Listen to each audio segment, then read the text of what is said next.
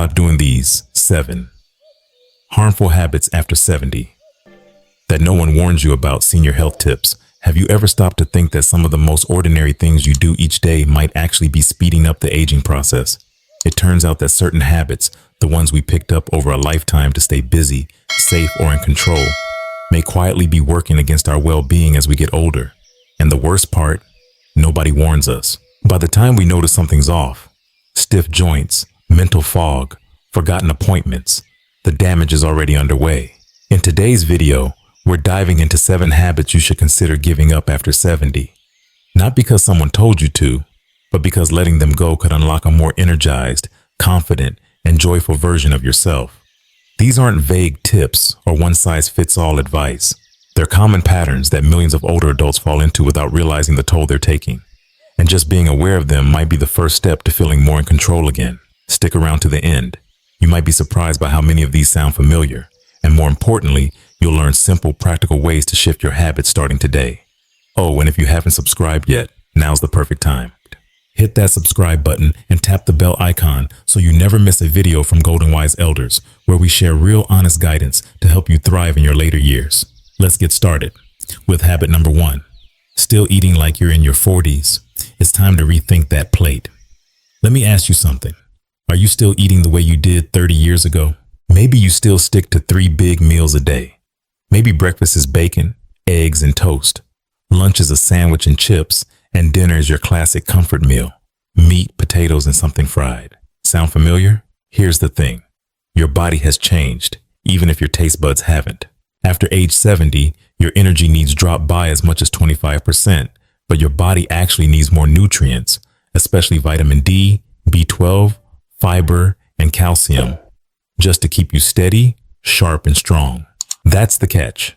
We're often eating the same portions, the same types of food, while absorbing less of what really matters, and taking in more of what our body can't handle like it used to. Let me explain. When you consistently eat heavy meals like you did in your 40s or 50s, high in red meat, refined carbs, fried foods, or sugar, your body stores the extra calories as belly fat. And that's not just about appearance. Excess abdominal fat increases your risk for fatty liver, type 2 diabetes, and heart disease. And when your diet is low in fiber and key vitamins, it's a double hit. You might feel tired, constipated, or even depressed, and not know why. A 2022 report in the American Journal of Clinical Nutrition found that seniors who consumed fewer vegetables had a 30% higher risk of cognitive decline. That's a real wake-up call. Now, let me introduce you to someone. Linda, 76, from Des Moines, Iowa, was just like many of us. She always made a hearty breakfast, skipped lunch, and loved her fried chicken dinners. But lately, she noticed she was more bloated after meals. Her pants fit tighter, and her energy crashed in the afternoons. Her doctor didn't scold her. Instead, he suggested a few gentle shifts, smaller portions, more greens, swapping meat for salmon a few times a week. And you know what happened? Within a month, she dropped 9 pounds, about 4 kilos, started sleeping better, and her blood pressure leveled out. She told me, "I didn't even realize how sluggish I'd been until I started feeling light again." It's not about dieting. It's about eating for the body you have today, not the one you had 30 years ago. Your body now wants smaller, more frequent meals, rich in leafy greens, berries, oatmeal, grilled fish, and good hydration. It wants you to skip the soda and choose tea, lemon water, or even just plain H2O. It's not giving up flavor. It's giving yourself freedom from fatigue, bloating, and blood sugar crashes. So here's my question for you. What's one thing you could swap on your plate today? Could you try steamed veggies instead of fries, or oatmeal instead of pancakes? Let us know in the comments. I read every single one. And hey, if this insight has you thinking twice about your next meal, give this video a like and share it with someone who might need to hear this too. And don't forget to subscribe to Golden Wise Elders, because every week we bring you real talk, real stories, and real solutions for thriving after 70. All right, now let's move on to habit number 2. Avoiding strength-based movement, your muscles may be slipping away. Let me tell you something most doctors don't say enough.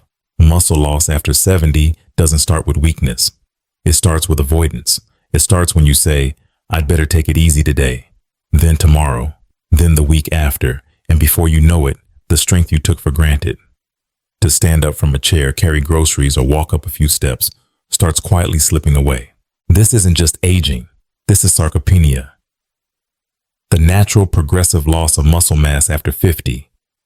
And get this, if you're not actively fighting it, you could be losing 1 to 2% of your muscle every single year. That might not sound like much, until one day you reach for something and stumble, or you avoid stairs because your knees hurt, or worse, a fall sends you to the hospital. According to the National Institute on Aging, resistance-based exercises just 2 to 3 times per week can dramatically reduce fall risk, improve balance, and preserve independence. You don't need to lift heavy weights or join a gym. You just need to move with intention. Let me share a story with you. Walter, 80, lives just outside of Kansas City. After a minor slip on his porch, he grew hesitant. He stopped going out as much, started using the elevator instead of stairs. He even gave up walking to the mailbox, but after a routine checkup, his doctor warned him, if you don't start using your muscles, you're going to lose them. So Walter decided to try something simple. Every morning, 15 minutes of light movement, standing up and down from a chair 10 times, stretching his legs, and lifting 2 small soup cans as weights. After 3 months, he told me that I can walk up the stairs again without grabbing the railing, and I'm not afraid of falling anymore. Here's why that matters. Muscle is more than strength. It's your stability, your metabolism, your independence, your ability to live on your own terms. So if you've been avoiding movement because of fear or pain, remember this. Doing nothing is the bigger risk, and you don't need fancy equipment. Grab a pair of 1-pound dumbbells, a resistance band, or just a sturdy chair. Start with 10 chair stands per day, gentle leg extensions while sitting, light arm curls while watching TV. Do what you can. Not perfectly, but consistently. Let me ask you this. What's one simple move you can start doing today to keep your muscles active? Maybe it's standing a little taller. Maybe it's stretching your legs while brushing your teeth. Share your small wins in the comments. Your story might inspire someone else to get started too. All right, ready for habit number 3? Let's go. 3. Ignoring the little symptoms that whisper before they shout. Have you ever felt a slight tightness in your chest but told yourself it was just gas? Or maybe you noticed your ankles looking a little swollen at night but figured it was just something you ate. We all do this. We brush off the small stuff. We think, I'm just getting older. It is probably nothing. And sometimes that is true. But here's the hard truth no one likes to talk about. The little things your body tries to tell you today could become the big emergencies of tomorrow.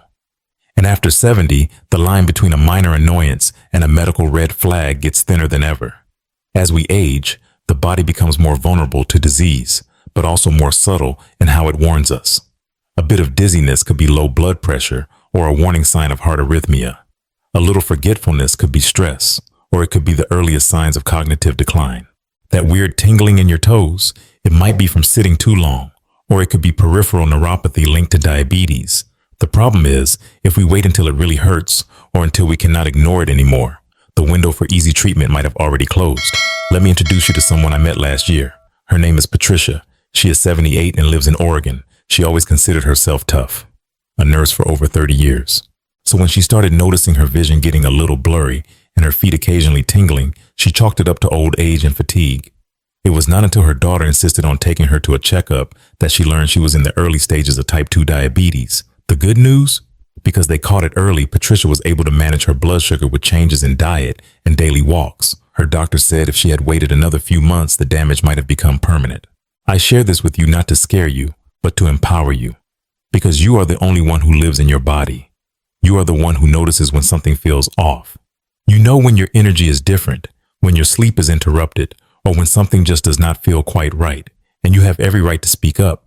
Do not worry about sounding dramatic. Do not hold back because you think you are being a burden. You are being responsible. You are being wise. You are giving your body a chance to heal before it has to fight.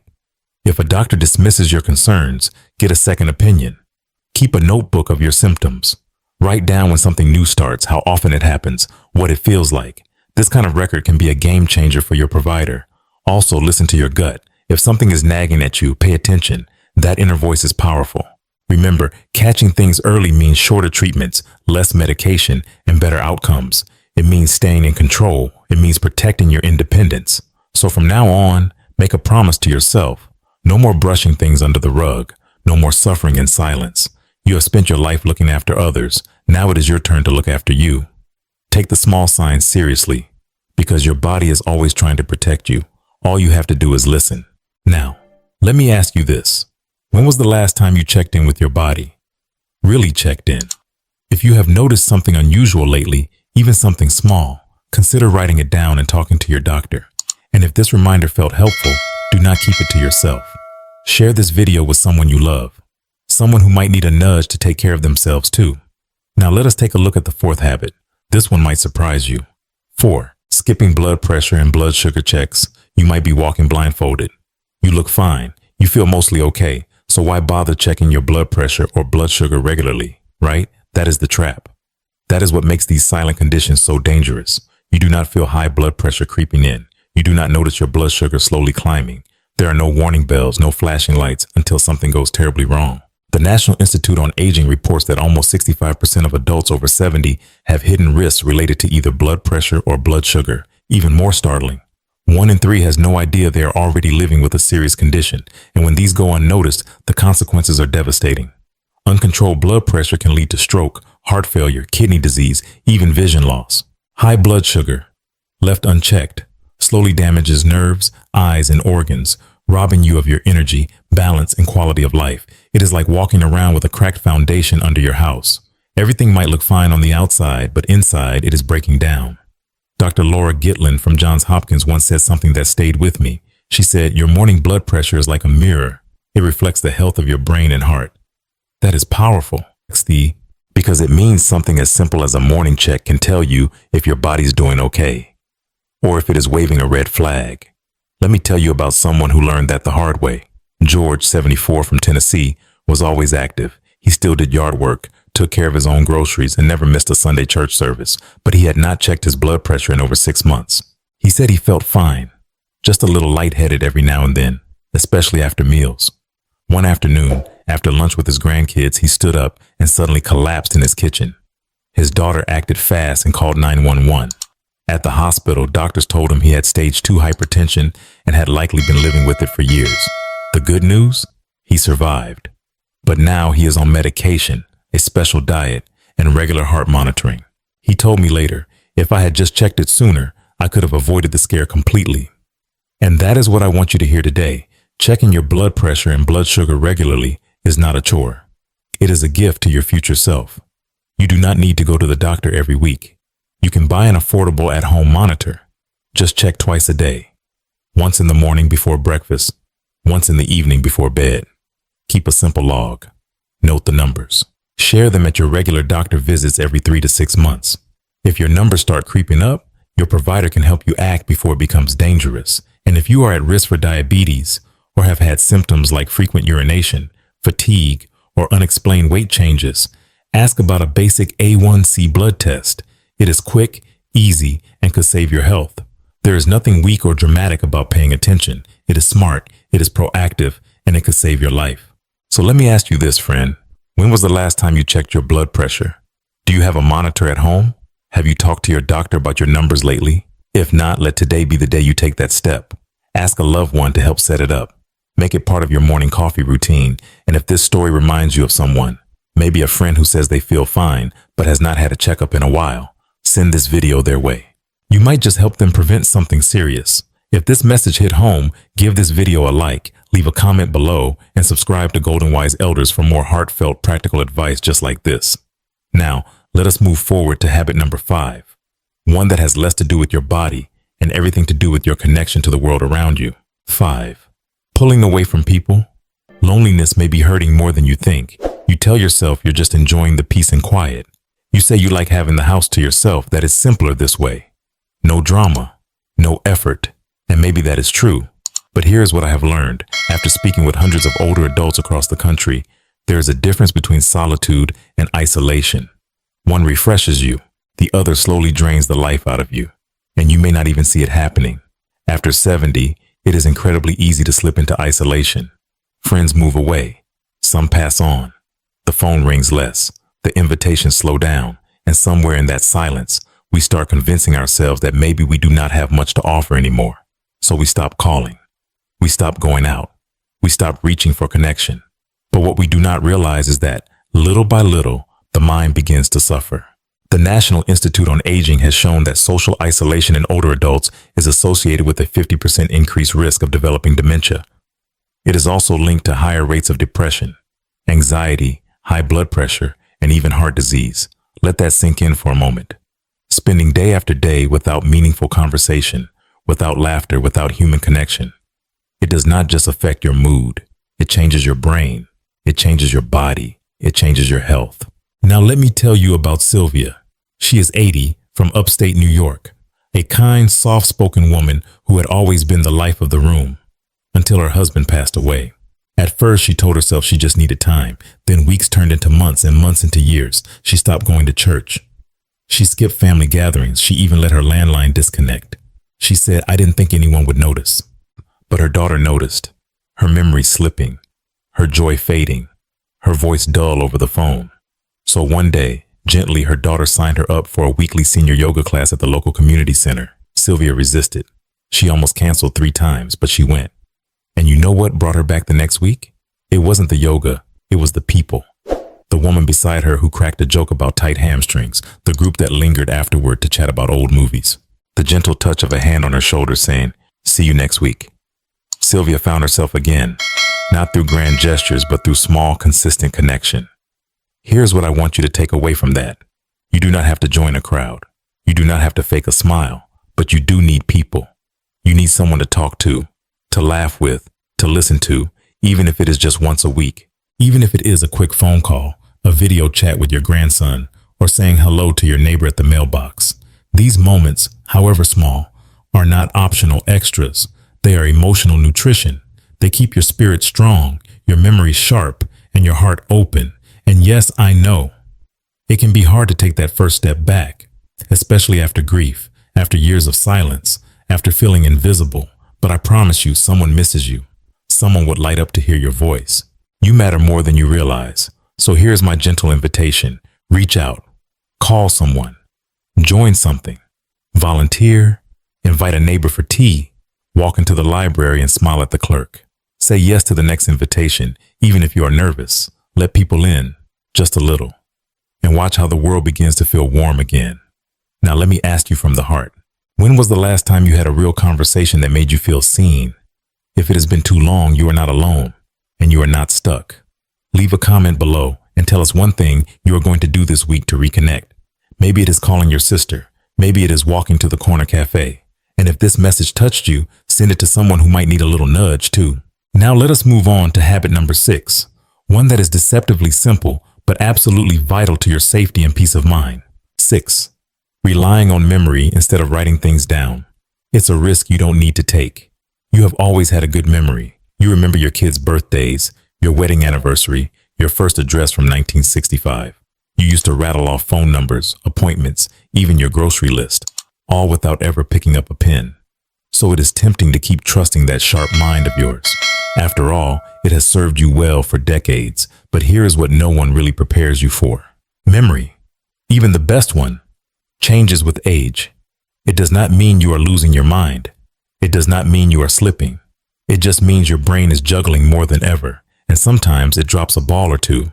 And when that ball is something like a medication dose, a doctor's appointment, or the timing of your insulin, the consequences are not just frustrating. They can be dangerous. Missing a dose can lead to a spike in symptoms. Taking a second pill by accident can cause dizziness, confusion, even hospitalization. One small lapse from trusting your memory just a little too much can turn a normal day into an emergency. And here's the hard part. Most people do not realize it is happening. They shrug off a missed appointment. They forget if they took their pill and either skip it or take it again. They mean well, but over time, the little lapses add up. Let me tell you about Bill. Bill is 73 and lives in Colorado Springs. He prided himself on never using reminders. No sticky notes, no alarms. He did everything from memory until one week, he forgot to take his blood pressure medication 3 days in a row. Then 2 days later, he accidentally took it twice in one morning. He felt off for hours. His blood pressure plummeted. His heart was racing. He thought maybe he was just tired, but his daughter noticed his speech slurring. They rushed to urgent care. Thankfully, he recovered quickly, but that was the wake-up call. After that, Bill and his daughter sat down and created a simple system. A printed weekly calendar stuck on the fridge, a daily pill organizer, and a phone alarm that gently buzzes at the same time every morning and night. It has been 3 months now, and guess what? Not a single missed or double dose. And here's what Bill said that really stuck with me. I used to think writing things down meant I was losing my edge. Now I realize it means I am protecting what matters. That is the truth right there. Using tools, whether it is a notebook, a calendar, a phone app, or even a good old sticky note, does not make you forgetful. It makes you smart. It makes you safe. It gives your brain some room to breathe. So if you are still trying to keep everything in your head, I want to gently ask, why? Why carry that weight alone when help is right at your fingertips? Here are a few easy ways to lighten the load.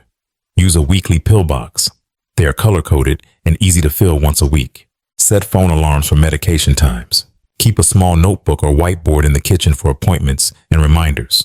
Use your fridge. Stick a calendar there where you can see it daily. This is not about losing memory. It is about gaining peace of mind. It is about freeing up your mental space for the things you really want to remember. The stories, the people, the laughter. Not which pill to take at 4 p.m. So let me ask you something from the heart. Are you still trying to do it all in your head? If you are, maybe today is the day to make a small shift. One that can make your life easier, safer, and a whole lot less stressful. Leave a comment below and share your own memory hacks. What works for you? How do you stay on top of your routines? Give this video a thumbs up if this reminder was helpful, and share it with someone who might still be trying to keep it all upstairs. And of course, hit subscribe to join our Golden Wise Elders community, where we remind each other that growing older is not about doing it all alone, but doing it smarter, together. Next up, let us talk about one habit that might be holding you back more than you think, especially in this digital age. 7. Refusing to embrace technology. You might be missing more than you think. I get it. Technology can feel overwhelming, confusing, maybe even a little intimidating. You did just fine for decades without smartphones, apps, or virtual appointments, so why bother now? But here's the truth. Technology today is not just about keeping up. It is about staying connected, staying informed, and staying independent. And when we shut it out completely, we often shut ourselves off from tools that can make life easier, safer, and even more joyful. Let me put it this way. Refusing to learn basic tech today is like choosing to live in a house with no electricity. Sure, you can survive, but you are doing it the hard way. Because now, with just a few taps on a screen, you can refill your prescriptions without standing in line. Set medication reminders so you never miss a dose. Check your test results without waiting for a phone call. Video chat with your doctor, even from your recliner. See your grandkids' faces in real time, even if they live across the country. That is powerful. But too often, older adults say things like, I am too old for this. It is just not for me. I would only mess it up. Let me gently challenge that thinking. You are not too old. You are not too late. And you are absolutely capable. You just need someone to walk you through it, step by step. Let me tell you about Lon. She is 75 and lives in Phoenix. For the longest time, she only used her cell phone to make calls. She would ask her daughter to look up her appointments or call the pharmacy for her. Then one day, her grandson sat beside her and said, Grandma, let me show you something. They spent 10 minutes together. He showed her how to open her health app, how to check her prescriptions, and how to tap a button to schedule a checkup. She was stunned and proud. Now she checks her meds on her own, schedules her doctor visits online, and even uses the calendar on her phone to track birthdays. But the best part? She told me, I feel like I've gotten part of my independence back. That is what this is about. Not becoming a tech wizard, not downloading every app, just one small step toward reclaiming your confidence in a digital world. Here is how you can start. Ask your child or grandchild to show you how to make a video call. Learn to use your phone's alarm for reminders. Try sending a text instead of calling. Use your phone's calendar to mark appointments or medication times. Explore one health-related app, even if it is just your local pharmacies. Remember, every tool was new to someone at some point. The only difference between you and them is they gave themselves permission to try. So let me ask you something. What is one small piece of technology you have been curious about but hesitant to learn? Would you be interested in a simple step-by-step video? No jargon, no pressure, just a friendly guide to help you feel more confident with your phone or tablet? If so, tell me in the comments below. Now let us wrap things up with one final thought, one that I hope stays with you long after the video ends. So now you have seen them. 7 small habits that may be quietly stealing your strength, your clarity, your joy. But here's the beautiful truth. It is never too late to take your life back. No, we cannot rewind the clock, but we can wake up tomorrow and decide to live differently.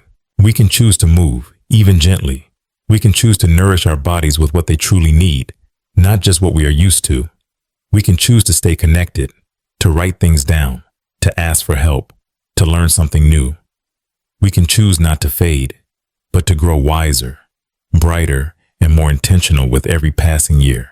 Because every healthy decision you make, every step, every checkup, every bite of something green is not just a routine.